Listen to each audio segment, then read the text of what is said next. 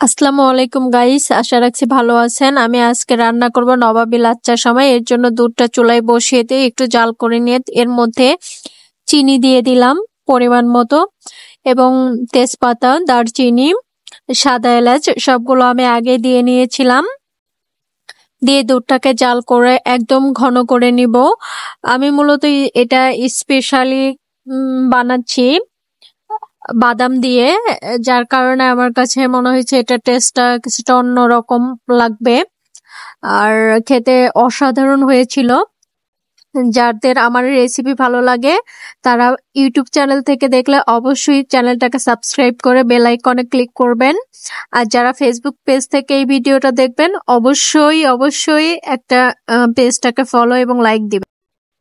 দুধটাকে জাল করে আমি ঘন করে নিব। এখানে আমি কিছু বাদাম কিশমিশ নিয়েছি, সেগুলোকে পাটাতে পিষে নিব। আপনারা চাইলে ব্লেন্ড করে নিতে পারেন। আমি অর্ধ ভাঙা করে নিয়েছি যাতে দাঁতের নিচে একটু পড়ে এবং খেতে ভালো লাগে। দুধটাকে জাল করে আমি একদমই ঘন করে নিব। আমি মূলত এখানে 1 লিটার দুধ নিয়েছিলাম, আমি প্রায় 250 গ্রামের মতো করব ঘন করে। আমার দুধটা অলরেডি অনেকটাই ঘন হয়ে এসেছে, অনেকটা কমে এসেছে। আমি এর ভিতরে এখন বাদামগুলো দিয়ে দিব। বাদামগুলো দিয়ে দেবার পর দুধটাকে অনবরত নাড়াতে হবে। দুধটা অনেকটাই ঘন হয়ে এসেছে, বাদাম দেওয়ার ফলে আরো একটু ঘন হয়ে আসবে। দুধ যদি না নাড়ানো হয় তাহলে নিচে লেগে যাবে। অলরেডি উপকরণ বা মিশ্রণটি রেডি হয়ে গেছে। আমি এ পর্যায়ে চুলার জাল নিভিয়ে দিয়ে মিশ্রণটিকে ঠান্ডা করে নিব।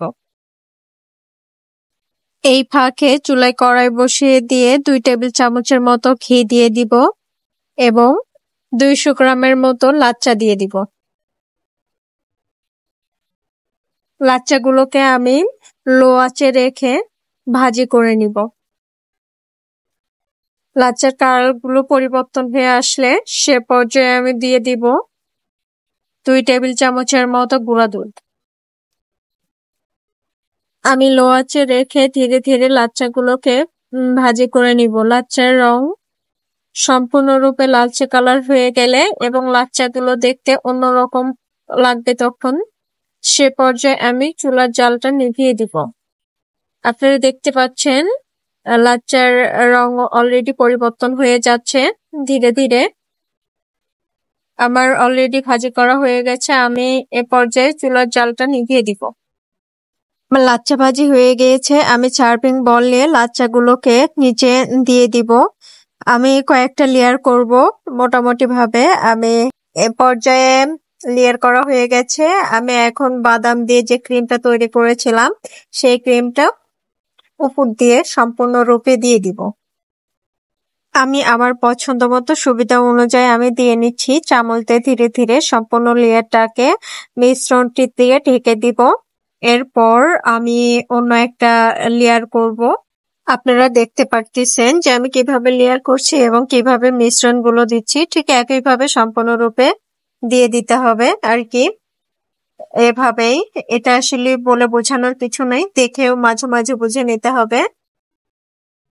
আমার সম্পূর্ণ রূপে লেয়ার করা এবং দিয়ে দেওয়া হয়ে গেছে। এটাকে আমি গার্নিশ করে নিব।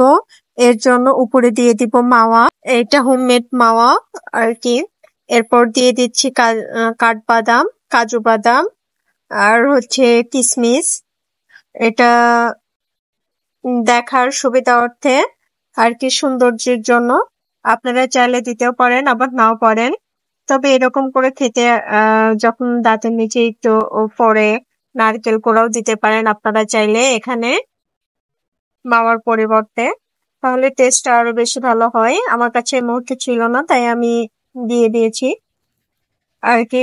দিয়ে দেওয়ার পর সম্পূর্ণরূপে এর যে সৌন্দর্যটা আসলে এরকম আসবে। আমি এটাকে আধা ঘন্টার জন্য ডিপ ফ্রিজে রেখে দিয়েছিলাম। আপনারা চাইলে নরমালেও রাখতে পারেন। আমি আপনাদেরকে দেখিয়ে দিচ্ছি কেমন হবে। খেতে কিন্তু অসাধারণ।